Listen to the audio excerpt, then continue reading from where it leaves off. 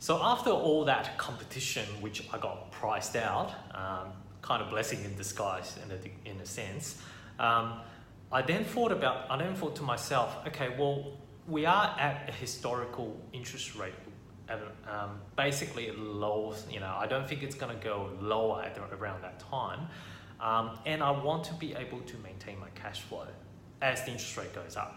So that was my thinking process behind it. And just crunching the numbers around Sydney investment, it doesn't make much sense to invest in Sydney, certainly because we're paying price like that, whereas the yield is still terrible around that time. So I thought, okay, well, out of Australia, where are the other places that could potentially give me a decent rental return and potentially still give me that good capital growth? Just to safeguard myself from the future interest rate hikes, which we all know that it's going to come, but we just don't know when it's going to come.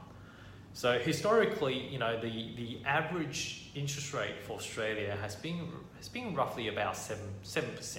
That's why, from banks' perspective, they use 7.25% as the actual assessment rate. So on that basis, you can imagine that banks are actually safeguarding themselves by assessing you to see your repayment capability at 7.25%.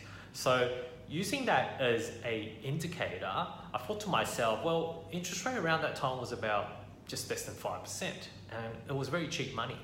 But one day it's going to go back up. So therefore, where can I get properties that's going to give me neutral or even positive from day one before tax, so that I can actually afford to hold these properties long term, rather than having to keep forking out money every time in order to keep them. And I don't even know whether they're going to grow like crazy around that time. So that was my thinking process behind looking for positive cash flow properties. And I know I wouldn't be able to get that in Sydney.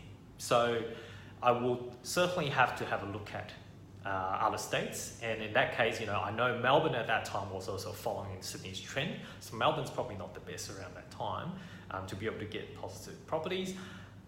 So I straight away look at Queensland when I look up Queensland. And surprise, surprise, Queensland properties are very, very affordable around that time. I started around Sunnybank area, which is essentially the Asian hub of Southeast Queensland or Brisbane City.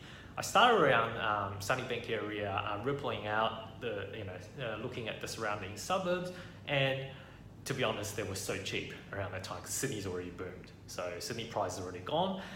Brisbane prices hasn't actually done that run it yet. So in essence, just say the average rental return in Brisbane around that time is still relatively affordable in comparison to Sydney. And that's why when I actually crunch the numbers, basically using the cash flow calculator that's available to me, and I'll certainly make it available. I'll make a link down there as well for everyone in case you do want to use it or you haven't used it yet.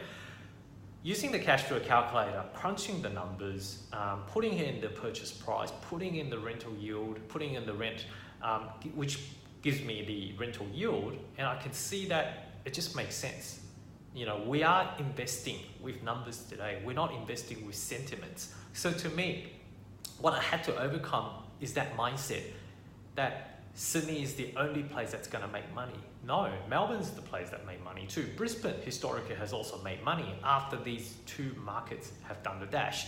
So, like for me, it then makes sense to invest not with the sentiment, but with numbers. So that's what really, really triggered my change in terms of the mindset, in terms of investing interstate. Okay, so basically to summarize in terms of the thinking behind overcoming investing interstate is two things for me. Number one, essentially you just want to make sure that the numbers stack up. You're investing with numbers, not with sentiments.